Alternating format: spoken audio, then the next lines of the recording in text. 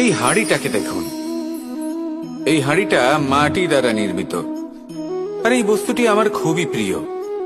ছোটবেলায় মা এই হাঁড়িতেই মাখন বানিয়ে রাখতেন, কিন্তু যেই আমি সুযোগ পেতাম আমি সেই হাঁড়ি ভেঙে সমস্ত মাখন খেয়ে ফেলতাম।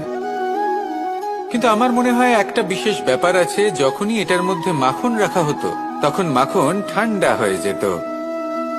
আর আমি ভাবতাম এটা কিভাবে সম্ভব হতে পারে, যেখানে এটা নিজেই নির্মিত হয়েছে আগুনে তপ্ত হয়ে। এটা নির্মিত হয়েছে এইভাবেই, কিন্তু এর ভেতরে সবই শীতল থাকে।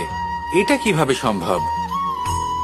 এটা এই কারণে সম্ভব কারণ এই হাঁড়ি এমন কিছু জানে যেটা জানা আমাদের জন্য খুব প্রয়োজনীয়। যার জন্ম হয়েছে মাটি থেকে, যার ভবিষ্যৎ হলো মাটি, আর ভেঙে যাওয়ার পরে যা কি সেই মাটিতেই মিশে যেতে হবে, তার